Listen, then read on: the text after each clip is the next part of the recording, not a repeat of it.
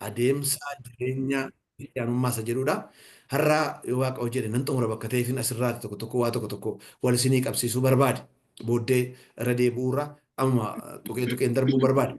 Adeemsa jireenya kiristaanummaa yeroo jennu kana keessatti yaadattu yoo ta'e guyyaa jalqabaa gaafa jalqabnee dubbiin furtuu ta'ee as keessatti ijoo ta'ee ilaalamuu kiristaanummaan ni jedhu beekamaadha bakka ta'eefi adeemsaaf jireenya isa jedhudha kan nuyi as keessatti irratti xiyyeeffannu siniin jedheera. Maaliifi kiristinnaan adeemsas kiristinnaan jireenyas jennee walii galleerra. Adeemsa yeroo jennu immoo jalqaba kan qabu galmas kan qabu jenneerra. Waaqayyoof galanii guddaan haa ta'u baay'ee keenya waaqayyo adeemsa nu jalqabsiisee jalqaba isaarraa kaanee karaa dhumarra jirra. Kaan waggaa 15 deemtaniittu, kaan waggaa 20 deemtaniittu, kaan waggaa 30 deemtaniittu, ani hin beeku kaan waggaa 40 deemtaniittu gidduu jiraachuu dandeessu. Kaan immoo ji'a tokko ji'a lama deemtanii, kan isin dhibu ji'a tokko lamas deemtanii, waggaa 40 deemtanii, gaafa galma geessanii atureef jalqabde jedhanii deemsa karaatti hafamte jechuudha. Warra waggaa 40 deemes warra ji'a tokko deemes wal qixxeetti dhaqee galma sanatti kan itti galamudha jechuudha. Waaqayyoof galanii kana ta'u. Kanatu namatti tola adeemsi jireenya kiristaanummaa kun jechuudha. Kanaaf jireenya yeroo jennu immoo jennee dubbanne jireenya yeroo jennu immoo wanta mul'atu, wanta guddatu, wanta ija godhu, wanta dagaagu, wanta namattis abbaa sanattis mul'ataa adeemudha jireenya jechuun jireenya akkasi. Wanti jireenya qabu tokko, wanti lubbuu qabu tokko hin biqilaa, hin guddataa, ija godhataa, deebi'ee gala deebi'eetu dulloomee du'aa. Inni kun jireenya kiristaanummaa garuu hin dhalataa. Kan nama dhalachiisus Kiristoos bakka ta'eef, kan nama deemsus Kiristoos bakka ta'eefi garuma guutummaa Kiristoositti immoo guddatamaa adeema jennee Waaqayyoof galanni guddaan ta'u. Kanaaf kana ture kan nuyi ilaalle jechuudha. Seensa isaas ilaalleerraa yaadattu akkasii yaadattanis nan barbaada. Yaada giddugaleessaa barumsa keenyaaf yaada giddugaleessaa ta'ee luqqisii hunda isaa walitti nuu qaba jennu immoo yeroo hundaa torban darbees torbanoota darbe jalqaba irratti dhuma irratti kan dubbannee akka sammuu keenya keessatti barumsi kun hafu nu gargaara jennee yaadnu immoo Filiphisius boqonnaa 3 lakkoofsa 13 amma 14ti har'a achumaan isa nan dubbisa saga amma har'aa kan har'aa nan dubbisa isa dhaggeeffanneen itti fufachuudha. Boqonnaa 3 lakkoofsa 13 irraa akkana jedha. Obboloota koo ani akka nama harka isaa keessa isa galfateetti of hin lakkaa'u. Haa ta'u iyyuu malee waan tokko nan godha. Wanta na booddeetti hafee yaaduu dhiise wanta na dura jirutti nan hiixadha. Akeeka sana bira ga'ee gonfoo warra mo'anii argachuudhaaf nan kaadha. Gonfoo warra mo'anii kunis immoo waamicha isa Waaqayyo karaa Kiristoos Yesuusitti ol nu waameedha. Waamichi karaa Kiristoos Yesuusitti ol nu waamee isa irraa jalqabneedha jechuudha. Kanaaf harka koo keessa galfadheera jedhee ani of hin lakkaa'u. Maaliif ganaadha? Kan naafe jira. Nan deema. Phaawulos kan isin garuu otoo hin du'iniin dura maal jira? Kaachuu koo raawwadheera. Fiigicha qabu fiigeera.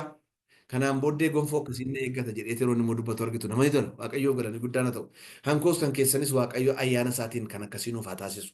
Hawwiin koos kanaa kadhati koo kana isiniifis taanaan anaafis taanaan jechuudha. Kanaaf kana ture kan nuyi seensa keessatti ilaalle.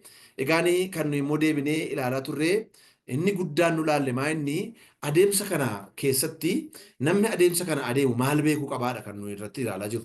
Hamma ammaatti maal beekuu qabannee tokko tokkoon ilaalaa deemne. Waa baay'ee beekuu qaba. Achi keessaati hunduma isaa walitti nuu qaba wanta jedhu waan dubbadde. Achi keessaa inni jalqabaa kan nu ilaalle maa inni adeemsa jireenya kiristaanummaa kana keessatti deemsa kana eessaa akka jalqabu beekuu qaba namni tokko. Innis immoo deemsi irraa jalqabu maa inni jettanii kiristaanummaan yoo hin adeemsi kuni kiristaana ta'urraa jalqaba. Kiristaana ta'urraa jalqaba. Duuka buutuu Kiristoos ta'urraa jalqaba. Achirraa jalqaba. Kiristaana ta'uun immoo callisanii zariin waan dhufe miti. Tajaajila waggaa dheeraa qabaachuu waan dhufe miti.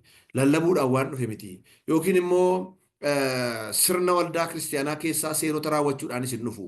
Tokkoof tokko sagalee isaatii fi isa erga Kiristoositti amanuudhaanitu dhufaa jennee walii gallee dabarre Kiristoositti amanuun akkasumatti immoo kan argamudha. Kan gatii itti baafnu miti. Kan ittiin of jennu miti. Tola mataa keenyaan miti. Ayyaana isaatiin Waaqayyo gooftaan ofii isaatiin ofiilee nu barbaade otuu nu hin jaallatin nu jaallate otuu nu kottu hin jedhin nuuf du'ee fi du'a bara baraa keessaa nu baase adeemsa kana nu jalqabsiise jenne. Kanaaf namni karaa adeemu tokkoffaa irratti kan inni deemuu qabu beekuu qabu kiristaanummaarraa akka jalqabu adeemsachirraa akka jalqabu beekuu qaba jenneeti kan nu ilaalle jechuudha.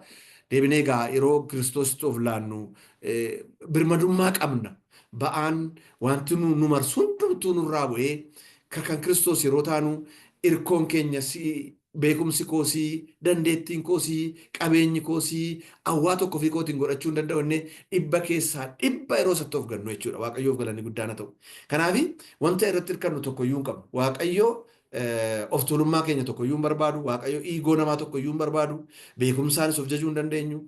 In argamu isaan bakka ta'eef qabeenyaan of daduu hin dandeenyu. In argamu bakka ta'eef silxaana qabdu yoo ta'e silxaana keessanii argachuu hin dandeessanii. Anatu dinqiidha hunduma garannan caala bifa koo foon koo maayinni immoo qomoo koo jettan isaanis hin argamu.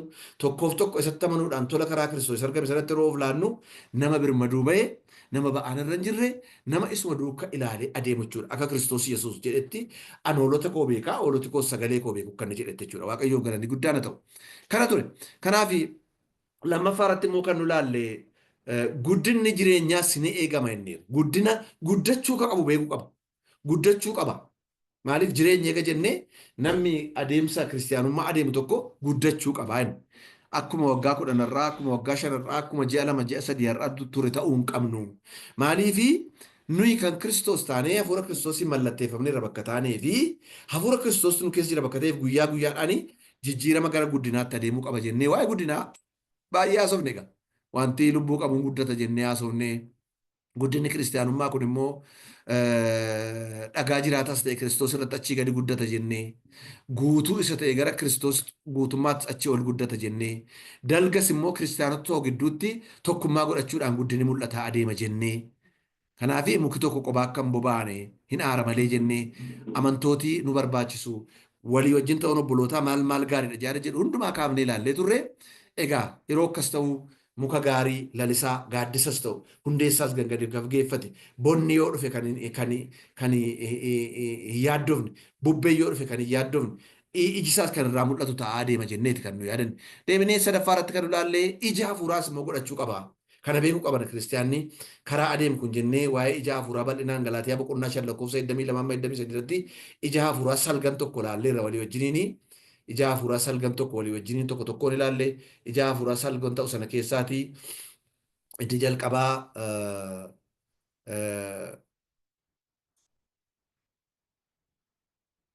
jaalala jennee waa'ee jaalalaa gadi qonnee ilaalle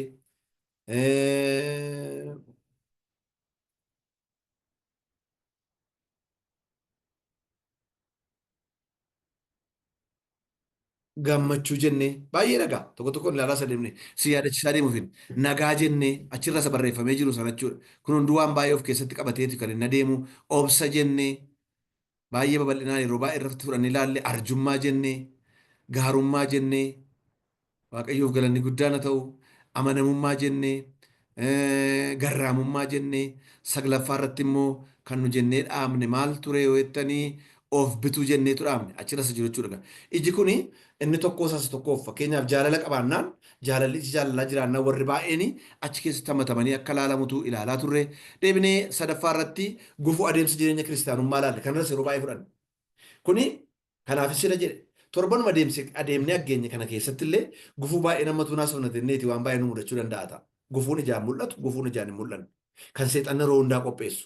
Galgalaa ganama karoorsee har'a darbitee kan jedhee boriin nan darbitu jedhee kan bor qopheessu. Bor yeroo darbitan immoo iftaaniin kan qopheessu. Otuma inni qopheessu otuma darbinuu waggaa amma kana jiraanneerra. Waaqayyoof galanii guddaan haa ta'u. Inni deemsee har'aan nu ga'e immoo ammas nu baachuuf nu geggeessuuf amanamaadha jechuudha. Gufuu jireenya adeemsa jireenya kiristaanummaa kana keessatti wanta baay'ee dhagaa kan nama mudatu yeroo adeemtan jechuudha. Bu'aa bayii baay'ee qaba. Cal jedheenuma diriiraa duwwaa miti karaan kiristinnaa. Namoonni tokko tokko yeroo waa'ee Kiristoos namatti bane karaa kiristinnaa waanuma rakkina tokko hin qabne godhanii adeemu. Maaliif sagalee Waaqayyoo irraati har'an ilaalla dhumarratti bakka ta'ee fi gatiin isaa maal akka ta'e dhumarratti ilaalla bakka ta'ee fi baay'ee kanarratti amma iddoo kanarratti yeroo koo hin fixu jechuudha. Kanaaf maal fayyisa jedhu tokko tokkoon illee ilaalleetu torban darbe egaa duudhaa kiristaanummaa beekuu jennee ilaalle. Duudhaa jechuun vaaliyuusaa gatiisaa gatii qaba akkasumatti miti. Duudhaa isaa ilaalleerra duudhaan kiristaanummaa maal akka ta'e innis ija kiristaanummaa sanaan baay'ee akka wal fakkaatu walii wajjin yeroo darbe ilaallee deebinee wangeela labsuudhaan immoo lubbuu kiristoosii boojii of kennuu qabu kana beekuu qabu kiristaanonni jenneeti. Maaliif yeroo kiristoos yesuusin kan taataanee inni ofii isaatiin waammatee mana isaatii jireenya bara baraa nuuf kenne ergama tokko nutti kenne. Ergama guddaa sun immoo otuu du'a mo'ee gara mirgaatti otuu waliin bayiniin dura ajandaa waldaa kiristaanaa ta'e giddu galeessa isa waldaan kiristaanaa irraanfattee waan biraa hojjettu sana isa nutti kenne. Nu immoo warri karaa kanarra adeemaa jirru akka kana hin dagannee barachaa jirra bakka ta'ee fi nuyi carraa arganneen balbala arganneen waan arganneen waan nuuf ta'e dhandhama kiristaanummaa nu ta'e kaleessa maal akka turre har'a maal akka taane har'a akka taanu kana maal akka nu godhe. Machim dandeettii keenya miti har'as taanu kan nu godhe. Yoo inni immoo gorsa namootaa miti har'as kan nu godhe. Kaleessa nama hin taane kan taarree har'a nama ta'u kan nu taasise. Kaleessa nama daaraarraa namni hin laalle kan ta'e har'a nama fuula waaqayyootti fuula namaatti fudhatama qabu kan nu godhe tokkicha ilma isaa Kiristoos Yesuusiin gatii kaffalame sanaan bakka ta'ee fi namni hundumtu wangeela labsuudhaan lubbuu Kiristoosii boojii hunga'ee isaa taphachuu qabus immoo beekuu qaba. Qaama adeemsaa kana keessaa kun tokkodha. Kanaafi nurraa eegama. Karaa baay'een deemuu dandeenya immoo inni. Karaa baay'eedhaan deemnaa inni. Fuulaaf fuulatti namoota bira geenyee lallabuu hin dandeenya. Jilgeenfannee kadhachuu lallabuu hin dandeenya. Warra lallabaniif qarshii kennuu godhachuu hin dandeenya. Karaan ittiin deemu baay'eedha bakka ta'ee fi kana gochuus qabna jenneeti kan nu yeroo darbe walii wajjin ilaallachuudha. Torbaffaa irratti immoo warra kaan tajaajiluu jenna. Warra kaan jechuun maali? Namoota kaan. Kun warra Oromas haa ta'u, warra Kiristoosiin lammata dhalatanis haa ta'u, hunduma isaa kan ilaallatudha jechuudha. Maaliif yoo jetta wangeela Maatiyoos boqonnaa 23 lakkoofsa 31 amma 40tti ilaalleera. Guyyaa dhumaatti wanta ta'u fakkeenyaan Kiristoos kan dubbate gara mirga isaa dhaabbatan gara bita isaa warra dhaabbataniin warra bita isaa dhaabbataniin isin namoota kan jechiise maa inni anaanii dhukkubee na gaafattaniittu beelee na obaaftaniittu na nyaachiftaniittu dheebodhee na obaaftaniittu daaree nattu iftaniittu dhukkubsadhee na gaafattaniittu malee hidhamee dhuftanii na gaafattaniittu jedheeni jedhe yoo meessatti si argine isa jedhu immoo isin bira warra jiran keessaa tokkoof waan gootan akka waan anaaf gootaniiti jedhee iddoo sanatti yeroo dubbatu naal. Kanaaf nuyi of duwwaa tajaajiluuf utuu hin ta'in nama gara biraaf tajaajiluudhaaf nama gara biraaf tajaajiluun immoo gadi isin kafalchiisa eeyyee. Kana utuu beeknuuti kan nu gochuu qabnu jechuudha. Galata nama sanarraa argachuun miti. Yoo inni immoo nama sana akkasin godheen lafa sanaan kaaseen isaa beela'ee jiruun akka godheen qullaa deemaa wayyaatti uwwiseen yoo inni immoo akka jedhee hin irraanfateen inni dhaqee mana qorichaatti irratti kaffalee akka nu jennuuf miti. Inni hojiin qabu inni of tuuluu ta'a firoottan koo. Maaniree waaqayyoo beeka beekee waaqayyoo eega argee nu ga'a. Nama sanarraa waan tokko gatii nuuf adeemsuuf jennee miti. Yoo inni immoo waan tokko namni nuuf arguuf jennee miti. Sagalee waaqayyoo isa jiraataa kana adeemsa kana keessatti warra kaan tajaajiluun waaqayyoo arginaan hin ga'a jennee jechuudha. Deebinee har'aa kaanee kan nu laallu gaanne 8ffaan mata duree keenya ammaa kaanee immoo kan nutti fufnee laallu jechuudha. Sila obboleessi koo Taamiraat nuu kadhateera bakka ta'e waa'ee sagantaa kanaaf waa'ee barumsa kanaas kanaaf inni itti fufee gatii duuka buutummaa beekuu fi gatii kaffaluuf qophaa'udha. Gatii duuka buutummaan nama baasa jechuudha. Gatii duuka buutummaan waa tokkotti walii galleerra. Guyyaa Kiristoos Yesuusitti amannee inni nu waamee lammata dhalannee ayyaana isaatiin fayyinee hafuura qulqulluudhaan mallatteeffamnee qabdiin nurra kaa'amee jalqabee nu duuka buutota. Duuka buutuu jechuun immoo kan baratee fixe jechuu miti. Guyyaa guyyaadhaa kan barataa adeemu, kan sirrataa adeemu, kan kufuu danda'u, kan ka'uu danda'u, kan eega inni qabeessa tokko waameeti hamma dhumaatti isaa wajjin kan deemu jechuudha. Kanaaf yeroo isaa wajjin adeemuudhaaf inni nu waamee ka'u kanaa gatiin duuka buutummaa jira. Waa'ee duuka buutummaa keessatti nan yaadadha. Isinis hin yaadattu ta'een beeku. Qabbaneen barumsa walitti fufiinsa qabu tokko gatii duuka buutummaa beekuu wanta jedhu achi keessatti caqastee barsiifteetti. Namooti baay'een duuka buutummaa duuka buutuu ta'uu barbaadu. Waa'ee duuka buutummaa samma tokko beeku garuu gatii duuka buutummaa nama baay'isu tasuma baasuu barbaadan. Namooti baay'een baruma Kiristoos Yesuus turellee karaa booddeetti deebi'an. Nugaa kana booddee hin dandeenye jedhani.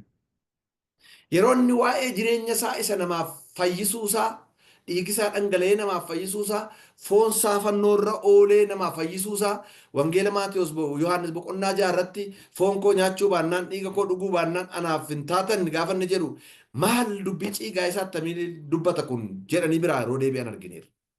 Hin galleef bakka ta'eef. Namooti baay'een har'as taanaan kiristaanoti baay'een amantooti baay'een tajaajiltooti baay'een iddoodhuma komfortii isaanii keessaallee akkas miila tokko fuuchuun barbaadan. Kottuuti asitti sagantaan jiraatee mee kottuu nu lallabee jettanii maaltu jira karaan saattamii makiinaa kontiraata fuudhaa kottaati na fuudhaa Maal uummatuma wajjin hin deemtu horis hin jettiin uummataa wajjin bara durii hin deemeera. Ani tiree irra taa'eera. Ayisuuzuu duddarra ol ba'eera. Miilla kootiinis deemeera. Fardarras taa'eera. Amma hoo hin ga'e. Maanni barri isaan ga'e. Duuka buutummaa dhugaa yeroo laaltanii kan inni ga'u kan inni raawwatu hamma dhumaatti hamma deemsi keenya bakka ga'utti. Phaawulos kana galee maal jedha beektusin akka waan harka koo keessa of galfadheetti of hin lakkaawedha. Ammayyuu waan narraa barbaachisu gochuudhaaf harka koo nan hiixadha. Hiixachuu immoo duwwaa miti isan itti waamame sana gonfoo warra mo'anii sana bira ga'ee hamma fudhadhutti nan kaadha. Kaachuu keessa dadhabbiin jiraa jettan hiixachuu keessa dadhabbiin jiraa namooti lafa namatti tolu intini mataa isaanii tolfatanii waa baay'eedha kan isin dur tajaajiltooti baay'een yeroo waamamanii waaqayyoof galanni guddaan haa ta'u waaqoo balbala kana naa bane jedhaniitu waan tokko hin jedhan naa laattuu naa dhiiftuu poostaa natti laattuu illee jedhan hin naqu waan argatan nyaatanii dhuganiitu waan harka duwwaa galuu danda'u waan fudhatanii galu. Ammoo sila obboleessi tokko mana kana dhufeetu haasa'aa turre maqaa namaa kaase. Lafa tokkotti faarfannaa waamnaan 150 ergaa 150 jechuun qarshii 150 miti yoo yuuroo 150 miti 1,150 ergaa nan dhufa. Kanaaf waldaan kiristaanaa waamuu dadhabdee nuun jedhe gurbaan sun maanne nan akka jiru bakka ta'eefi karaa tokko immoo waldaan kiristaanaa badii qabdi heeyyee nan beeka isaas dhamman kaasu. Duuka buutummaa yeroo ilaallu namooti baay'een duuka buutuu of se'u malee namooti baay'een duuka buutummaa barbaadu malee yoo inni immoo duuka buutummaa kana waa'ee isaa baru malee gatii duuka buutummaa nama kaffalchiisu yeroo ga'anii hin barbaadan. Hin barbaadan. Nu egaa karaa adeemsa jireenya kiristaanummaa kana keessatti kan nu beekuu qabnu keessaa tokko maa inni gatiin duuka buutummaa maa inni beekuu qabnu. Eega beekne hoo gatii duuka buutummaa nu baasu immoo baasuudhaa fi qophaa'uu qabnu. Adeemsa paartii adeemsichaati kun. Adda baasuu hin dandeenyu. Si duukaan deemaa garuu wanti jedhamu hin jiru. Si duukaan bu'aa garuu isee kana wanti jedhamu hin jiru. Mee matsaafa qulqulluurraa luqqisi tokko tokkoon isinitti argisiisa. Waa'ee kana waa'ee duuka buutummaa ilaalchisee. Filiphisius boqonnaa tokko lakkoofsa 29 irraati wanta yeroo darbe isinii dubbiseera asirrattis dubbisachuu kan qabnu luqqisa tokkotu jira. Ilaa. Filiphisius boqonnaa tokko lakkoofsa 29 irraa na dhaggeeffadhaa.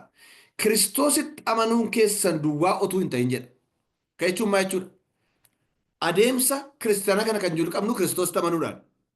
Isa duwwaa otuu hin ta'in jedhee maa jedhaa? Isaaf dhiphachuu danda'uunis immoo isiniif laatamaan jiru. Isiniif kennameera. Fudhattaniittu gaafuma amantan sana. Duuka buutuun ta'a gaafattan sana. Gaafa duuka buutuu innoo mataas of hin godhe isiniin duuka buutuu of isin taasise sana dabalee paakeejii isaa sana keessatti maal isinii kenneera? Isaaf dhiphinni yoo dhufe dhiphachuunis immoo isiniif laatameera. Baqadhaati adeemaa yoo inni immoo yeroo sana nagaatti taa'e har'a kanaan booddee jettanii sokkaan jiru. Maaliif paakeejii adeemsa sanaa keessa kan jiru isa kana. Yeroo darbe tuqeera waaqayyoof galanni guddaan haa ta'u. Waan nama sodaachisu waan ulfaataas miti. Adeemsa wal xaxaa ta'u isaaf dhiphachuus haa ta'u immoo isaaf dhiphachuu keessatti yeroo nu dhaabannu immoo kan nu cimsus ayyaana isaati. Kanatu nama tolu. Waan dubbachuu qabnullee kan afaan nu kaa'u isa. Maal gochuu qabnullee kan hundumaa nu dandeessu isa. Hojii ergamootaa boqonnaa 5 lakkoofsa 29 kaatanii gaafa ilaaltanii ergamootii yeroo wangeela lallabuutti ka'anii duuka buutoti kun wangeela lallabuutti yeroo ka'an waan isaan mudate yeroo ilaaltanii nama dhiba. Nama dhiba. Phaawulosiin achumaaf achitti seenaan sun na dhibaan gaafa ilaaltanii hojii ergamootaa boqonnaa 5 lakkoofsa 29 kaatanii gaafa ilaaltan mee isin ofii keessanii 23 fi ka'aati yoo inni immoo 12 irraa ka'aati dubbifadhaan argitu seenaasa nama tola seenaasa. 23 kaastanii gaafa dubbisu garuu Phexrosii fi Yohaannis akkuma gadhiifamaniini jara sanaanii afur 23 irraati nan jalqaba isiniin barreessine kana dhiifaminaa gootu afur 23 irratti hojii ergamootaa boqonnaa afur lakkoofsa 23 jira. Afur 23 ittiin isinii dabale. Afur 23.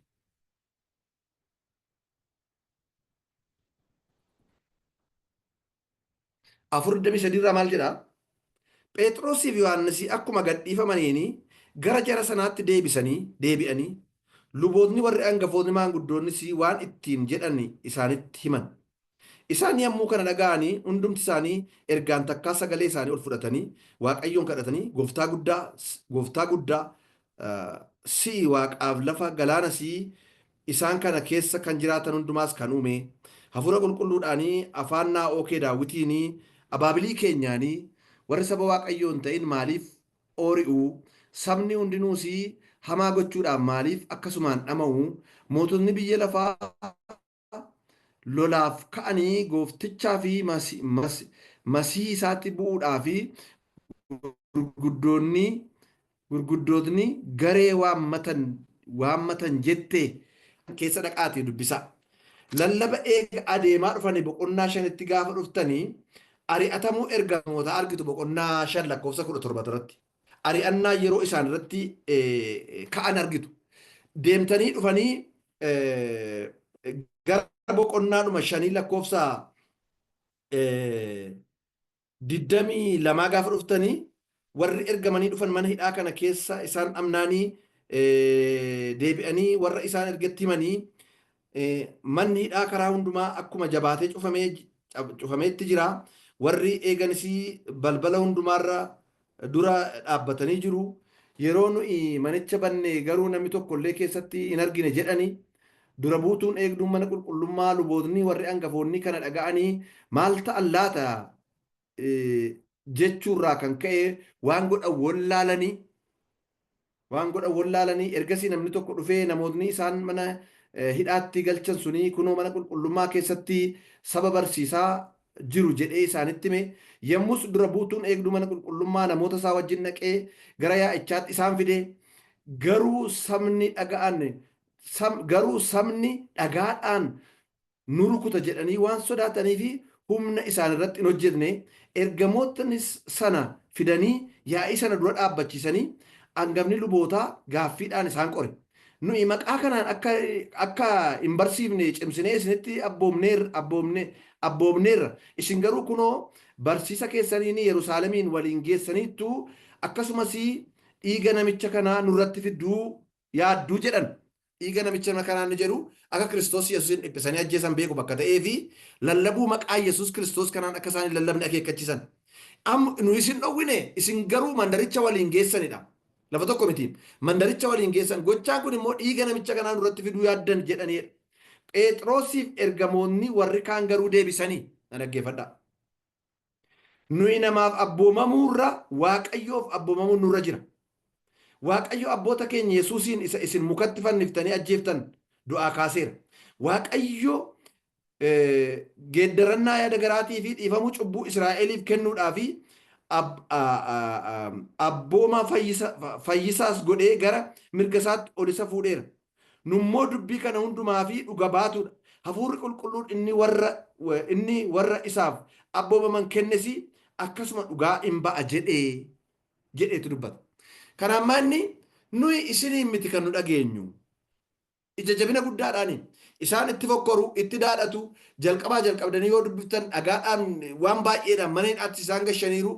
Dhumarratti dhagaan rukutuudhaniitu maal godhanii lammaffaa maqaa kanaan akka hin lallabne lallabaa maqaa kana kan kaafne jedhan gadhiisan. Isaan garuu caalchisanii lallaban. Ergama isaaniiti bakka ta'eef duuka buutuun waan barbaade yoo ta'e dhaadannoo isaanii miti nuyi gatii duuka buutummaan nama baay'isu hin baafna jedhanii warra kaanidha. Hin kaffalla jedhanii warra kaanidha. Kanaan kan ka'e isin dhageenya moo Waaqayyoon dhaga'utu caala? Nuyi kan dhageenyu Waaqayyoon. Nuyi duuka buutota. Kanaafiyyuu isa isin fanniftanii ajjeeftan jedhanii ija jabinaan illee asii achi jalatti illee dubbatan.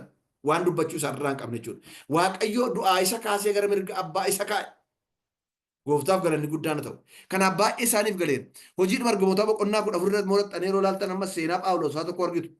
Boqonnaa 14 lakkoofsa 22 irraa. Boqonnaa 14 lakkoofsa 22 irraas baay'ee kan garaa nama nyaatu tokko argitu. 14 lakkoofsa 22 gubbaadha. Iddoo sanarraa immoo akkana jedha. Isaan yaada amantootaa jajjabeessanii amantii isaaniitti akka cimaniif gorsanii gidiraa baay'ee keessa darbuudhaan mootummaa waaqayyootti galuuf nuuf hin ta'a jedhanidha. Seenaa kana dhuftanii isas immoo 14 ka'aa dubbisaa. Harka Barnaabaasiif harka Phaawulositti dinqiin tokko ta'e. Waan dinqiin sun yeroo ka'utu waaqatu nama fakkaatee nu gidduu deddeebi'aniitu akka seera waaqeffannaa waaqa tolfamaa sanaa fi Barnaabaasiif Phaawulosiin aarsaa dhiyeessanii sagaduufiif ka'an. Isaan immoo wayyaa isaanii ofirraa tarsaasanii 14 ka'anii ergamoonni suni Barnaabaasiif Phaawulosiif kana yommuu dhaga'anii maaloo isaan sagaduuf ka'an kan. Wayyaa isaanii tarsaasaniitu fiigichaan tuuta jara sana keessa lixanii itti iyyan jarreen nana inni isin hojjettan kun maali? Nuyi waaqayyoolii miti akkuma keessan nama wanta waa'ee hin baafne waaqessutu gara waaqayyoo isa jiraataatti akka deebitanii fi dubbii gammachiisaa isinitti in himna. Waaqayyoonni jiraataan waaqichaaf laficha galaanicha isaan kana keessa kan jiraatan hundumaas uumeera nu miti. Nama waa'ee hin baafneedhaan nuyi numa akka keessaniiti misraachoo kana isinitti muu dhufne jedhanii dhowwaniidha. Gad dhuftanii gaafa laaltanii mandaruma sanatti immoo gaafas Yihuudoonni mandara Anxookiyaatti Aqooniyoomitti dhufanii tokko tuuta jaraa sanaa sossobanii Phaawulosiin dhagaadhaan rukutanii du'eera se'anii mandaricha keessaa gadi gototanidha. Hamma reebuu danda'an reebanii jechuudha. Warruma sila sagaduuf ka'etu warruma sila waaqa jedhetu amma immoo deebi'anii rukutanii du'eera jedhanii dhiisanii sokkan jedhu. Kan nama dhibutti dhuftanii yeroo dubbiftan Phaawulosiin ilaalaa. Gatiin duuka buutummaa maal akka ta'e nama bare duuka buutummaa isaatiif immoo gatii kaffaluuf nama gatii kutate. Ilaalaa gadi gototanii amantoonni garuu dhufanii isatti naanna'anii dhaabbatnaanii Phaawulos lafaa ka'ee nama du'eera jedhanii gatanii lafaa ka'ee mandaratti ol deebi'ee borumtaa immoo Barnaabaasii wajjin mandara darbee dhaqee. Mandara darbee dhaqee maal godhe gaama laalaa. Phaawulosiif Barnaabaas mandara darbeetti wangeela lallabanii namoota baay'ee amantoota godhanii kana booddees mandaroota Lisxiraa fi Aqooniyoomitti Anxookiyaatti isa biyya Phisidiyaattis deebi'an. Isaan yaada amantootaa jajjabeessanii amantii isaanii akka cimaniif gorsanii gidiraa baay'ee keessa darbuudhaan mootummaa waaqayyootti galuun nuuf ta'a jedhaniidha. Kana gatiin duuka buutummaa jechuudha. Kana gatiin duuka buutummaa. Nama reebanii hinduu jedhanii gototan achii ka'ee dudda koonaa dhidhiibaa hafeeraa laata lafee cinaachaan na cabee laata mataa kootii laata nama jechuu qabu lafaa ka'ee jedha. Waan tokko tutti fakkaatin immoo mandara taanuu dhaqee Barnaabaasii wajjin wangeela lallabuutti ka'e. Ayyaana akkasii waaqayyo nuuf haa kennu. Dhuguman isiniin jedhan. Hara reebichi hin jiru. Hara dullaan hin jiru. Darbee jira biyya kana keessa lafa tokko tokkotti. Warra jabaatanii deeman lafi rukutaman jiru lafi reebaman jiru argeera. Jira. Baay'ee badaan jiru. Har'a reebamuu mitiitii wantootuma xinnoodhaan iyyuu namni mufatee sokka. Yeroo darbe isinitti meera. Hin qoosu ta'ee beekaa hojjetan ta'ee hin beeku. Tokkotu dhugaa ba'a. Ija kun numan argina na kofalchisa qophaa rohii yaadusi. Dhugaa ba'a dura goree dhugaa ba'a dura goree ani hin barbaadu naa deemii koo hin barbaadu hin fudhadhu ani hin barbaadu. Isini jettu kan natti hin jedhaani. Sossobees bitaanis mirgaanis naanna'ee gaafa gamuun maal jedhee anaaf jennaan mataa haadha keetiitiin naxxeessii ol keessan badduu maaltu nu rakkisen siif jedhee malee ofii jedheen jechuutti ka'ee deebi'e. Jecha cimaa asirratti kan hin dubbatamu. Aarii amantii kan nama keessatti godhu waaqayyoodha. Nu miti. Ilaalaa har'a garuu wanta xinnoo ga'a. Gatii kaffallee dhugaa ba'uu miti gatii kaffallee waldaa kiristaanaa keessa taa'uu hin barbaannu. Abaluu jedhee waldaa dhiisan. Tokko sila haasaa nama tokkoon dhugaa ba'ee yeroon dhugaa ba'u amanuu hin barbaada garuu amantootuma seenaatiif jedhanii hin barbaadu. Pheenxee ta'uu hin barbaadu yookiin kiristaana ta'uu hin barbaadu. Warri jiran osoo sanaaf jedhee gatii kiristaanummaa gatiin duuka buutummaa jechas nama dandeessisa. Maqabaasis nama dandeessisa. Namatti darbuus nama dandeessisa. Garmalee namni isin hubachuu dhiyee isinitti faraduu isin dandeessisa. Waan barbaadan isinin jechuu isin dandeessisa. Isa dullaa miti amma. Phaawulos faan immoo dullaa darbaniitu waan iccitii guddaa anaaf isinin jedhan tokko jira garuu maal jedhanii dubbatan? Kan isaan jedhanii dubbatanidha. Yaada amantootaa cimsanii gorsanii maayidhaa gidiraa baay'ee keessa darbuun nurra jiraata. Gidiraa xixinnoo miti gidiraa gurguddaa keessa darbuun nurra jiraata. Nu garuu gidiraa har'a ballee darbuu dadhabne amma. Ifaata namaalee darbuu dadhabne amma. Maal abbaasee nutti dubbate maal abbaasa jenne bakka tuggenne silaa rakkinni jiru waldaan tuullaadha. Asii fudhannee lafa tokkotti inni sunis eessaa dhufte jedhu kottu. Achis immoo namni silaa nama ammas immoo gaafa tuggennu immoo achi immoo jennu achi. Namni baay'een irra waldaan hin jiru waldaan hin lakkoofne waliin ga'eera. Waliin ga'ee dadhabee lammaffaa waldaan na'u kan jedhe caala. Maaliif namni lafa hundumaatti jira. Gidiraan lafa hundumaatti jira. Gufuun lafa hundumaatti jira. Gatii wanti nama baay'isu lafa hundumaatti jira. Kanaaf duuka buutuu yeroo taatan duuka buutuun dhugaanii waan isarraa jiru hundumaa baratee gatii baasuudhaaf kan qophaa'e ta'uu qaba jechuudha. Waaqayyoof galanni guddaan ta'u. Deebi'ee duuka buutuu dhugaan gatiin duuka buutummaa maa inni waan dhiisuu qabu hundumaa dhiisee waan gochuu qabu duwwaa waan isaaf kiristoosiif jedhee gochuu qabu duwwaa kan godhu ta'uu qaba. Waan dhiisuu qabu dhiisee waan kiristoosiif jedhee gochuu qabu kan gochuu qabu. Tokkoffaa Qorontos 10:23 irraati akkana jedha. Tokkoffaa Qorontos 10:23 irraa akkana jedha. Tokkoffaa Qorontos 10:23 irraa. Ilaa akkana jedha dhaggeeffadhaa. 10:23 irraa. Wanti hundinuu dhowwaan qabu jedha. Na dhaggeeffadhaame. Wanti hundinuu dhowwaan qabu. In jedhama. Garuu wanti hundinuu immoo nama hin gargaaru. Wanti hundinuu dhowwaan qabu. Garuu wanti hundinuu ijaarsaaf hin ta'u. Namni waan isa tolu otuu hin ta'in waan nama kan biraatti tolu barbaadu. Jedhee dubbata. Maal jechuudha kun afaan Amaariffaarraa ta'e dubbattan iyyuu waan hundumaa gochuudhaan mirga hin qabaa jedhan akka namaatti.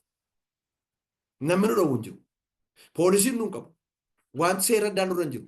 Garuu maa inni nuyi duuka buutota bakka taanee fi wanti hundummoo nu fayyadu. Waaqayyoof galanni guddaan ta'u. Kanaaf duuka buutuu dhugaammaa inni waan isatti tolu gochuu otuu hin ta'in waan waaqayyotti tolu nama akka isaa nama gara biraattis wanti tolu gochuu qaba jechuudha. Gatiin duuka buutummaa ta'uu kan. Namni immoo irraa wanta natti tole yoo hin godhe eeyyuu na gaafate maal si gashee jireenya koo keessa.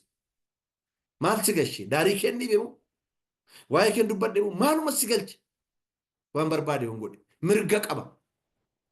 Qullaa deemee uffadhe taa'ee ijaajje. Waan barbaade yoo maal si galchee nu garuu warra duuka buutotaa waan nu galchitu jira. Maaliif nu kan Kiristoos? Maaliif nu warra deemsarra karaarra jiru? Maaliif nu lammata dhalanneerra ayyaana isaatiin karaa amantii Kiristoosiin? Maaliif galma tokko nu eeggata mootummaa bara baraa kan jedhamu? Kanaaf akkuma nama kamii mirga qabaanne illee akkuma nama kamii immoo hundumaa gochuu hin dandeenyu. Nama arrabsuudhaaf arrabsoo gaggaarii yoo beektan illee nama arrabsuu hin dandeessan.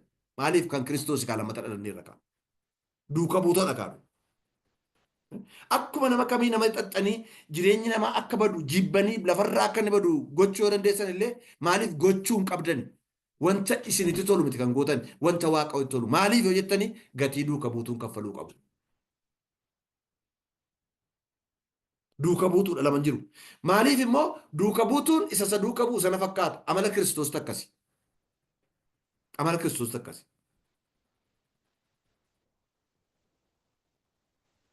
Baay'ee dubbadheera torbanoo darbe keessa. Baay'ee dubbadheera. Yaa abbaa waan godhan hin beekan isaanii dhiisechuun amala Kiristoos. Nummoo barattoota isaatisa duuka buuna. Barataan immoo akka barsiisaa isaa ta'e adeemuu qaba. Gatii duuka buutummaa kana namooti baay'een hin beekuu garuu dhimma ittiin qaban kan hin jedhe kanaaf. Waan tokko. Namni tokko waa tokkotti dubbannaa inni immoo dachaa meeqatti deebisa. Annarra yaa'u. Yoo hin dhiiseefis tokko. Yoo hin waamu ta'uu godha. Gatii mashishifii xixinnoo nama baay'isu illee baasuun barbaadu namara. Phaawulos waan garuu akka argitan kunoo dhagaan reebamanii hindoo jedhamanii gototamanii amantootitti naanna'anii yeroo ilaalan lafaa ka'ee na eessa rukutan dhiiga irraa miicataniitu immoo attam cabee laatan alaalaatu hin jedhin mandara gabiraatti kottaa lallaba deemnaa nama deemu. Waaqayyoof galanni guddaan ta'u. Har'a gatii dullaan, gatii uleen, gatii akkasiitiin utuu hin ta'in jibbamuudhaan gatii baasuun jira. Ceephaamuudhaan gatii baasuun jira. Namni sin hubachuu dhiisee sin irratti faraduudhaan gatii baasuun jira. Lafumaa ka'ee sin jibbee badiisa keessan barbaaduudhaan immoo gatii baasuun jira. Maal gootanii isin immoo irra caala jaallattanii. balbala waaqa isinii kenne karaan barbaadeen akka isin ittiin baane godhanii danqaraa isin dura kaa'anii akka barbaade gochuun jira. Namicha kana na duraa xaragiiti kaasu yoon immoo anis humnaan xaragee kaasaatu hin ta'in. Kunis gatii duuka buutummaati kan Kiristoos waan taaneef. Duuka buutusaa waan taaneefi gatii nu baafnu baay'ee jira. Kanaaf gatii duuka buutummaa beekuudhaa fi baasuudhaaf qophaa'uun adeemsa jireenya kiristinnaa keessatti wanta nu beekuu qabnudha. Yeroo isaa fi waan nama gammachiisa jennee yaadnu hundumaa dhiisuu qabna. Waan ittiin of janya jennu, waan ankooti jennu, anoo maali jennee waan ittiin jechuu barbaannu dhiisuu qabna. Kanas fakkeenyummaa Phaawulosi Filiphisius boqonnaa 3 lakkoofsa 7 irraa qalaalaa isiniifan dubbisa. Phaawulos kana boqonnaa 3 lakkoofsa 7 irraa kaasee isiniin dubbisa. Akka amma garuu Kiristoosiif jedhee ilaalaa amma garuu gararraa ka'een dubbisa. Lamaa ka'aati. Warra boqonnaa 3 lakkoofsa 2 ka'aati. Warra maqaa dhagna qabaatiin akka sarootaa foon dhagna namaa kukkutuudhaan hamaa godhanirraa of eeggadhaa. Nuyi garuu dhagna qabaa isa dhugaa arganneerra. Isa kan foonii amanachuu dhiifne Kiristoos Yesuusiin of hin jajna. Hafuuraanis Waaqayyoof in hojjenna. Haa ta'u iyyuu malee ani ofii kootii isa kan fooniyyuu amanachuudhaan sababii qabaachuu nan danda'an ture. Ilaalaa. Bu'aa naa qabadee waan yaadu waan baay'ee qaba. Maal faa lakkaa'e? Namni biraa isa kan foonii kan amanachuudhaaf sababii qaba yoo ofsee ani immoo isa caalaa sababii qaba naan hin qixxaattanittira. Maal fa'i? Dhaladhee gaafa 8ffaan dhagna qabadhe. Dhagna qabaasi nama odeessaa deemta kana jechuudha. An Phaawulosii akka seera Ibrootaatti gaafa 8ffaa bultii 8 dhagna qabadhe. Isin ji'a 2-3tti qabattanii yoo ittiin of jajju ta'a. Yoo waggaatti qabattanii ittiin of jajju ta'a. Naan hin qixxaattan. Dhaladhee gaafa 8ffaatti dhagna qabadhe. Sanyii Israa'el gosa Biiniyaam keessaan dhaladhe. Abbaan koo fi haati koos Ibroota waan ta'aniif ani biricha makaa hin qabneedha. Qomoodhaan immoo yoo ta'e qomoo Israa'el filatamaa warra waaqa file keessaan dhaladhe. Qomoodhuma Israa'el ta'e iyyuu qomoon Israa'el wal makeerra ani waliin magne Biiniyaam irraan dhufe abbaan koo haati koos qulqulluudha. Yoo barbaaddan immoo likkii sittin himaa akka namooti jedhu yeroo tokko tokko nama qalliina seetee hanqee warra akkasii abbaan koo akkas maaloon koo akkas qabeenya abbaa koo akkas qomoon koo akkas Phaawulos akkuma kana yoo isaan dhuftan immoo jedhe nan caaltanii makaan qaban tokko iyyuu jedhe gosa Biiniyaam keessaan dhaladhe abbaan koo haati koos Ibroota waan ta'anii makaa tokko hin qabnu qulqulluudha.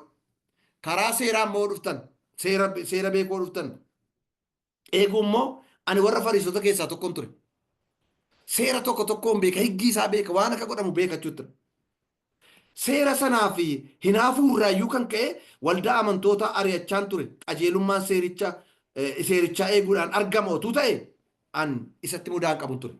Tsidqiin qajeelummaan seera eeguun argamatu ta'e isin hin caala. Amma gaa kottaa lakkoofsa 7 irratti. Amma garuu Waaqayyoof galanni guddaan ta'u. Amma garuu inni jedhu adeemsa gara biraa jalqabame. Amma garuu inni jedhu dhalachuu dhufe. Amma garuu inni jedhu adeemsicha jireenyaa sana kiristiyaana ta'uu dhufe jechuudha. Amma garuu eegan lammaffaa dhaladhe. Amma garuu eegan adeemsa kana karaa Kiristoos Yesuusiin jalqabe. Amma garuu eegan karaa kanarra bu'e. Kiristoosiif jedhee wanta bu'aa anaaf qaba ture hundumaa akka waan gatameetti lakkaa'eera. Haaleluyyaa. Akka waan gatameetti lakkaa'eera.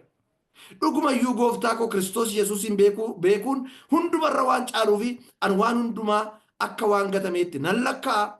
Kiristoosiin bu'aa koo godhachuudhaa fi kan kun hundinuu anaaf waan gatame ta'eera. Akka kosiittis isa lakkaa'e. Kanaaf duuka buutummaan isa kana. Waan ittiin hojjennu hin qabnu. Tola mataa keenyaa hin qabnu. Seeraan tolan argannu. Qomoon tolan argannu. Tsidqii isa jedhudha tolan nan jedhu. Nanna qabaa akka warra seera abbootii keenyaa seera aadaa keenyaa kan abbaa fi haadha keenyaatiin tolan argannu hin jiru. Qomoo sanaa qomoo kanaa wal makaa dhiisaadhaan hin argannu. Ani zarii warra abbaa baluutii balbala baluutiin isaan hin argannu. Kan isin dhibu. Tokkoof tokko maayin amma garuu nuyi guyyaa lammaffaa dhalannee kaanee sanaa kaanee garuu duuka buutuudha bakka taanee fi wanta bu'aa nuuf qaba jennee itti hirkachuu barbaanne akka kositti akka harree gannu Waaqayyo gooftaan maccaa nu gargaaru. Yeroo baay'ee dubbadha. kosii akkaataatti barreessaa Filiphisius kan Phaawulositti sila dhiban kosiitti fakkeessuun isaa mataa isaa dhiba. Kosii mana keessanii hartanii gattan isa dheengaddaallee hin beektan. Isa ji'arraa immoo waama isaa yaadattan. Isa waggaarraa immoo isinitti kaasee hin kofaltu. Isa kaleessaa yaadattan. Tiraashiitti gatameera. Akkuma biyya biyyaatti warri fuudhan dhufanii fuudhaniiru waan barbaadan godhanii hin beektan. Hin jiru. Qodaa yoo wajjin bades wanti qulqulluu yoo wajjin bades wanti maal ta'e hayii kosii sana eessa jedhe hin jiru lama. Adeemsa jireenya kiristaanummaa keessatti gaa inni 8ffaa inni gatii duuka buutummaa beekuu fi gatii duukummaan nama baay'isu sana baasaa duuka adeemuu danda'u namarra jiraata jechuudha. Waaqayyoof galanii guddaa ta'u. Kanaaf duuka buutuun dhugaan fedha mataa isaatiif jiraachuu hin qabu. Fedha waaqayyootiif jiraata jechuudha. Fedha isaatiif jiraachuu hin qabu. Bu'aa mataa isaatiif jiraachuu qabu. Fedha Kiristoosiif jiraata. Luqaas boqonnaa 9:57 irraa kaatanii Kiristoos duukaa hin buuna warra jedhan tokko jiratu ilaaltanii. Duuka buutuun ta'a. Si duukaan dhufa warra jedhan tokko waan Kiristoos jedhee argitu iddoo sanatti immoo. Luqaas boqonnaa 9 irratti immoo. 9:57 kaasee isa jiru irratti isinii dubbisa. Otuun isaan karaarra adeemaa jiranii namni tokko iddoo kamillee yoo dhaqxe si duukaan bu'a jedhe ilaalaa. Iddoo kamillee yoo dhaqxe du'as ta'uu danda'a amma kun fannifamuu isaas hin beeku ta'agaan. Iddoo kamillee yoo dhaqxe si duukaan bu'a jedhe duuka buutuun ta'a jedhe jechuudha kun. Yesuus immoo wangoonni boolla qabu. Simbirroonni mannee qabu. Ilmi namaa garuu iddoo mataasaa itti hirkifatu hin qabu jedhee deebisee. Bari tarii ati waan tokko laaltee duuka bu'uutti irra ta'a. Simbirroonni mannee qabu lafa keessa bulan. Wangoon immoo boolla qabu. Ilmi namaa jechuun an ofiin jechaara Yesuus. Ani immoo lafuma mataa koo jala galfadhu tokko illee hin qabu. Maaliifi gatii kanan kaffaltaan baaftaadha. Lafi ciisichaa jiru mana hin qabu hin baaftaan dhuftaa. Gatiin duuka buutummaa sii galeera. Jireenyi koo amma simbirroo lafa mannee qabdullee miti. Hamma wangoo lafa boolla qabdullee miti. Lafa mataa jikee qabu ilmi namaa. Kanaan miti waan baay'ee eeggata xoofoo baay'ee dura jira. Kanaan ilaaltee duukan buutaa. Gatii duuka buutummaa kaffalumu kana beektaa barteettaa jechuudha. Haleluuyaa. Waaqayyo nu haa gargaaru. Namni biraa tokko immoo jedha laala. Namni biraan tokkoon immoo na duuka bu'i jedhe. Isa immoo Kiristoos ma jireen iyyuu. Na duuka bu'i jedhe. Inni garuu haa ta'u yaa gooftaa garuu dura dhaqee abbaa koo akkana awwaalladhu sin kadhadha jedheen. Sababa kunis.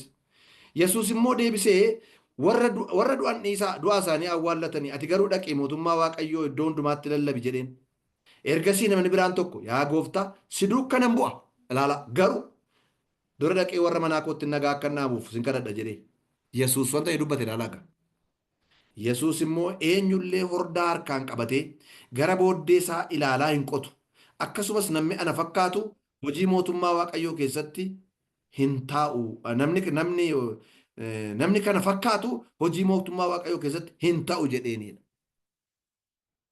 Duuka buutuu ta'uu barbaannaan sababi hin barbaachisudha. Garuu wanti jedhu hin jirudha. Tokkoof tokko maalirree kutatanii gara fuulduraatti adeemu jechuudha. Kutatanii gara fuulduraatti tarkaanfachuu jechuudha. Duuka buutuun yeroo ta'amu. Tokkoof tokko gara fuulduraatti tarkaanfachuu jechuudha. Kanaaf gooftaan Yesuus Kiristoos iddoo kanatti ni dubbate namni akkasii mootummaa koo keessatti hin ta'u. Hordaa qabatee yeroo qotu namni fuuldura laalaa qota malee booddee hin deebi'u. Miidhaa fidaa. Kanaaf namni immoo duuka buutuu koo ta'ee gatii duuka buutummaa kana baree anaa duuka hin deemnes mootummaa koo keessatti gatii hin qabu jedhee gooftaan yeroo dubbatu ilaalla jechuudha. Waaqayyoof galanni guddaan haa ta'u. Gooftaadhaaf galanni guddaan haa ta'u. Kanaafiyyuu firoottan koo gaa. Luqaas boqonnaa 14:28 irraas immoo kanadha. Gatii keessan tammanuu qabdudha. Maa inni gatii tammanuu inni jedhu kanii isin keessaa namni mana dhagaa ijaaruu barbaadu duraan dursee horii ittiin mana ijaaree raawwatu qaba yoo ta'ee fi taa'ee kan hin shallagne eenyudha. Kana achi hundee isaa kaa'ee ijaarsa manichaa raawwachuu dadhabe kana argan hundinuu itti hin ga'isu. Ilaa namni kun ijaaruu jalqabee garuu duuchuu dadhabe jedhuunidha. Kanaafiyyuu dursaa gatii keessan ta'aatii maal godhaa shallagaa. Amma gatii maalii shallagna de gatii duuka buutummaa shallagaa. Karaa Kiristoos Yesuus wajji yeroo baanu gatii shallaguu hin qabna. Hamma dhumaatti yoo eessa dhaqxayyuu si duukan bu'an ni jedhe suni waan tokkittiidhaan deebi'ame. Simbirroon mannee qabu. Wangoon immoo boolla qabu. Ilmi namaa lafa mataa jala buufatu hin qabu. Naan hin sokke ta'ee inni si ta'e illee hin beeku. Akka nama nutti namichi achi waan sokke natti fakkaata. Har'a namooti waldaa kiristaanaa illee kan dhaqan gara Kiristoos illee kan dhufan bu'aa adda addaa barbaachuudhaaf. Inni kaan caatiin irraa kutu. Inni kaan sigaaraan irraa kutu. Inni kaan dhugaatiin irraa kutu. Inni kaan immoo soban irraa kutu. Inni kaan kanan irraa kutu. Qoricha kanaaf jedhee dhufa. Akka namitti dubbiin duuka buutuu ta'uudhaaf gatii shallagdanii dhuftanii jireenya bara baraa isin jalqabsiisee hamma dhumaatti adeemuudhaa fi gatii isin baay'isu hundumaa shallaguudha. Akka namni mana ijaaruuf yeroo ka'u manni kun meeqa nafi xalaataa? Ijaaree utuu gatiin shallagii yoo ijaaree hundee isaa dhaabee yoo karaatti hafe inni karaatti darbu hundumtuu itti kolfaa. Ilaa namicha kana ilaalaa jalqabee utuu hin fitin karaatti hafe itti ga'isu jedha. Kanaafi namni gatii duuka buutummaa kana shallagee kiristaanummaa kana keessatti adeemnesi akkuma kana ta'a jechuudha. Yeroo gaarii gaariitti kan duuka fiigu, yeroo gaarii hin taanetti immoo kan booddeetti deebi'u ta'a jechuudha. Waaqayyo gooftaan maccaa isa akkasii nurraa qabu. Kanaafituu Phaawulos Ximootiyoosiin yeroottis yeroo maleettis yaa ilma koo jabaadhu jedheni. Yeroottis yeroo maleettis gooftaaf galanni guddaan haa ta'u. Kanaaf gatii duuka buutummaa shallagdanii har'a deemuudhaaf qophoa'oo taataniittu. Mee waajjiruma keessan ilaalaa, mee waldaama kiristaanaa keessa jirtan ilaalaa. Gatii maxinnoollee kaffaluu dadhabdanii, baasuu dadhabdanii maaltu iddoo isin gallakkasiisaa jira? Gatii maxinnoo. Gatiin duuka buutummaa garuu guddaa. Baay'ee guddaa ulfaata. Hamma du'a lubbuutti. Kanaaf Phaawulos naa danda'amatu ta'e akka isaa du'ee du'aa ka'uun naaf danda'amatu ta'e an du'aan illee isa fakkaachuun barbaadan. Gatii amma kana baasuun barbaadan dubbata. Saglaffaa irratti adeemsa jireenya kiristaanummaa kana keessatti kan nu beekuu qabnu salgaffaa fi ni dhumaa jechuutan jira ga'an ammaa fi jireenya of kenneef qulqullummaan jiraatu qabaachuudha. Jireenya of kennee fi qulqullummaan jiraatu qabaachuudha. Of kenne inni jedhu kuni kan Kiristoos warri ta'anii waamicha Kiristoos waameen warra isaaf of kennan jechuudha. Ajaja isaaf of kennan, abboommii isaaf of kennan. Isaan wajjin jiraachuuf of kennan. Sagalee isaa akka sagalee isaatti deddeebi'uuf of kennan. Waaqayyoof galanni guddaan haa ta'u.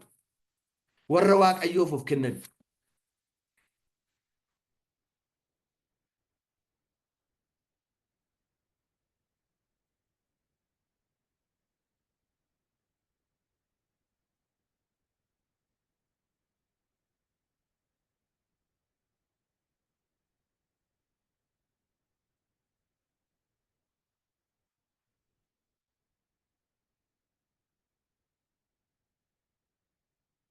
Ilaala of kennuu kiristiyaanota Qorontoos isa lammaffaa boqonnaa 8 lakkoobsa 1 keessa jiru achirratti isiniin barreessine isiniin dubbisa ammuma keessa kootti dhufe bakka ta'eef luqqisa kananii dubbisuu barbaada. Of kennuun isaanii iddoo kanatti kan isin horiidhaan of kennanii haa ta'u iyyuu malee horiidhaan of kennuu isaanii miti ammannen iddoo kanarratti barbaadu. Kan isaanii ittiin of kennan dursanii Waaqayyoof akka isaan of kennan dubbata. Isaan jaalaluma isaaniitiin hamma humna isaanii gararraatti kennuu isaanii dhugaa hin baanaa fi warra Waaqayyoof qulqullaa'an gargaaruu gochaa ayyaana kanaa keessaa akka hirmaataniif cimsanii nu kadhataniiru. Isaan waan nu isaanirraa abdanne caalaa iyyuu godhan duraan dursanii Waaqayyoof of kennan. Booddee immoo akka fedha Waaqayyootti nuuf of kennan. Qorontoos isa lammaffaa boqonnaa 8 lakkoofsa 5 irraa. Qorontoos isa lammaffaa boqonnaa 8 lakkoofsa 5 irraa. Qorontoos isa lammaffaa boqonnaa 8 lakkoofsa 5. Kana baay'ee barbaachisaadha bakka ta'eef namni itti dabaluun barbaada. Qorontoo isa lammaffaa boqonnaa 8 lakkoofsa 5 irratti dabaleera. Hin argattu achirraatii baay'ee luqqisa Waaqayyoo keessa kottammaa kana natti finnaaniin dubbisee baay'ee barbaachisaadha. Maal jedhaa? Qorontoo isa lammaffaa boqonnaa 8. Isaan waan nu isaan biraa isaan waan nu isaanirraa abdanne caalaa godhan duraan dursanii sababii isaa ilaala. Kan isaan godhaniif duraan dursanii Waaqayyoof of kennan. Booddee immoo akka fedha Waaqayyootti nuuf of kennan jedha. Jireenya of kenne qabaachuu, jireenya of kennee fi qulqullummaan jiraachuu qabaachuu jechuudha. Jireenya of kenne.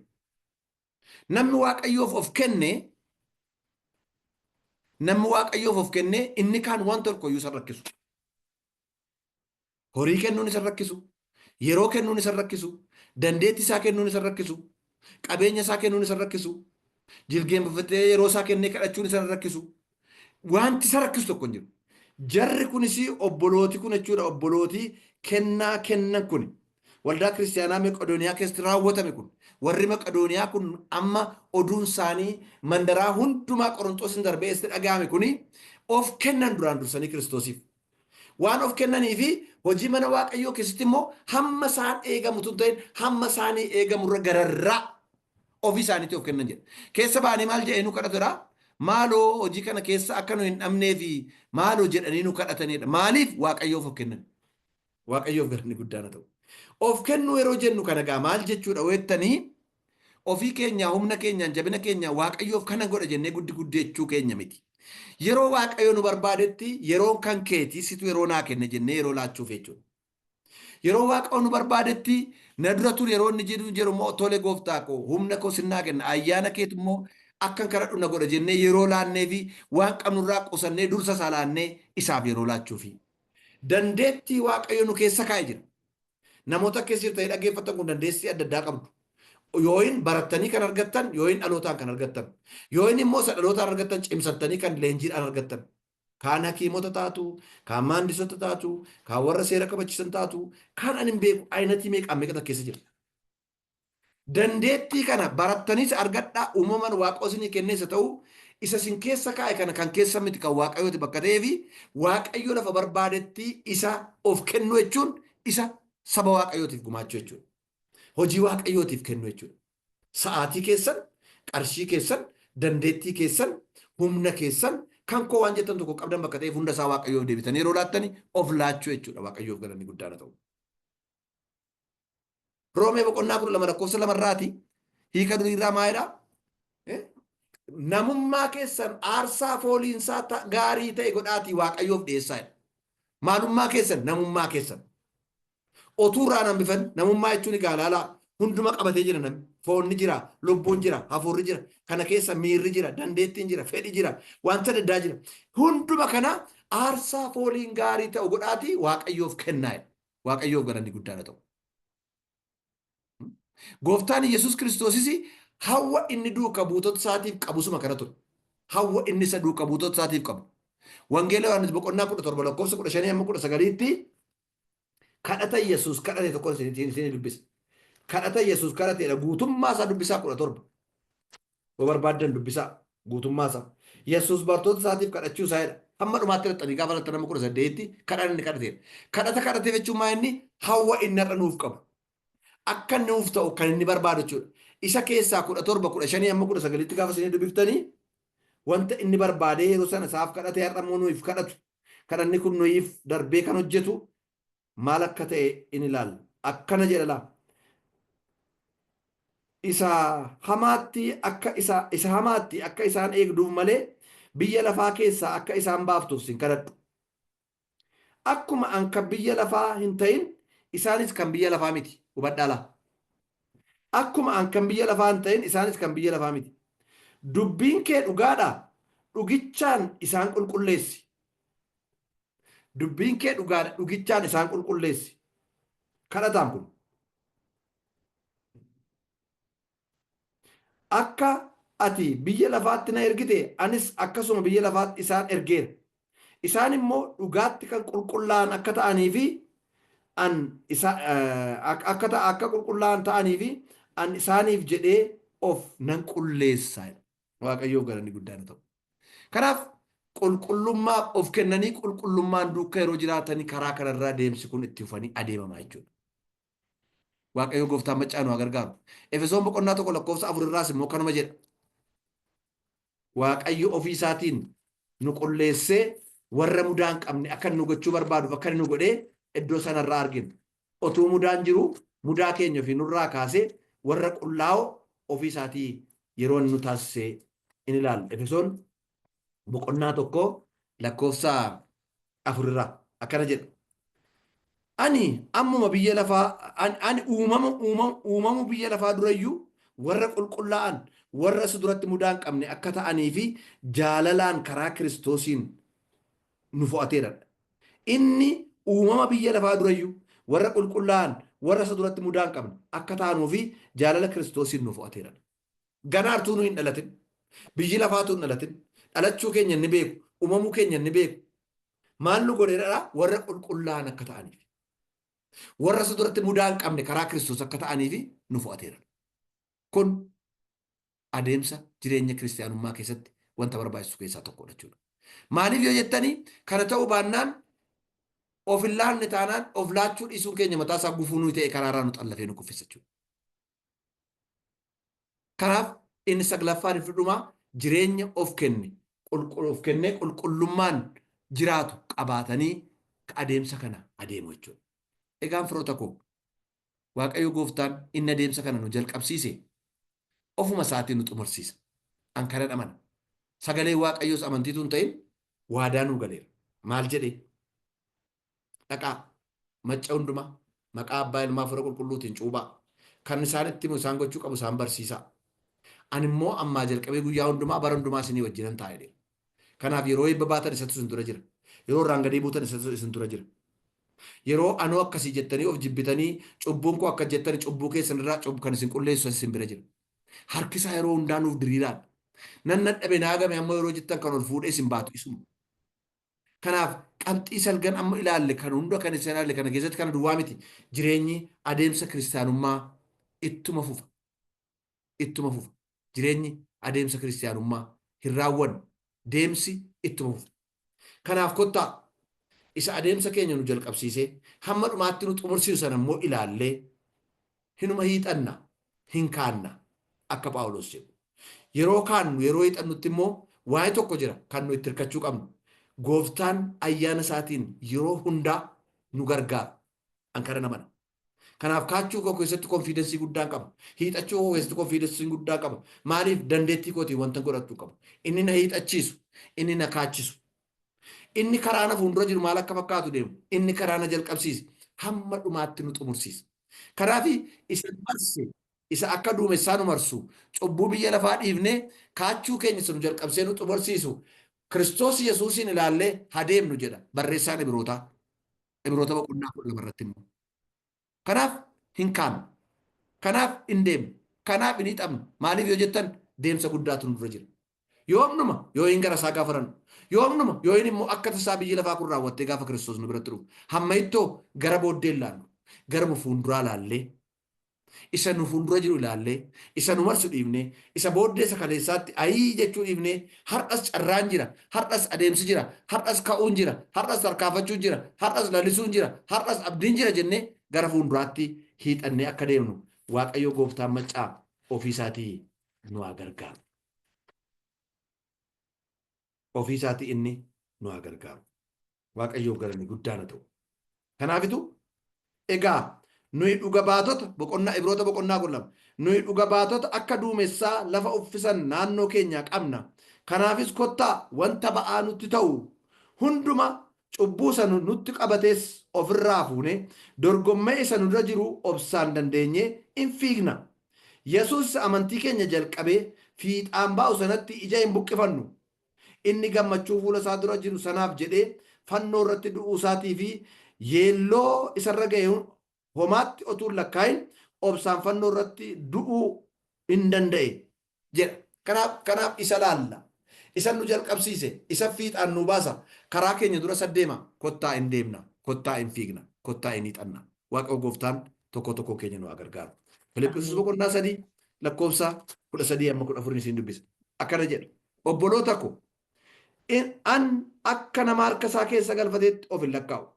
haa ta'u iyyuu malee waan tokko nan godha wanna booddeetta fi yaaduu dhiisee wanta nurra jirutti nan hiixadha akeeka sana bira ga'ee gonfoo warra mo'anii argachuudhaaf nan kaadha gonfoo warra mo'aniis kunis waamicha isa waaqayyo karaa Kiristoos Yesuusitti ol nu waamedha duqqisa kana irratti yoo barbaadan dabaladhaa Ibroota boqonnaa 12:1-3 dabaladhaatii barreeffadha kanaaf isa ilaallee cubbuu nu marsu dhiifnee ba'aaf irraa fuunee isa nu jalqabsiise nu xumursiisuudhaallee hin adeemna jedha waaqayyoof galanii guddaan ta'u gooftaan maccaa isa dhageenye nuuf haa eebbisu adeemsa kiristinnaa booressitti fufaa nus hin deemnu yeroo biraa mata duree biraatiin deebinee ammas immoo waaqayyo nu gargaaree amma deebinee warra arginutti an kan asumarratti xumureeraa waaqayyo gooftaan nama ija godhatu nama kanaan immoo adeemsa keenya jabaatee galaa godhatee ittiin tocho warra kaaniif illee bu'aa warra buusu akka ta'an waaqayyo gooftaan maccaa anas isinis nu haa gargaaru xumureera. Amiin. Amiin.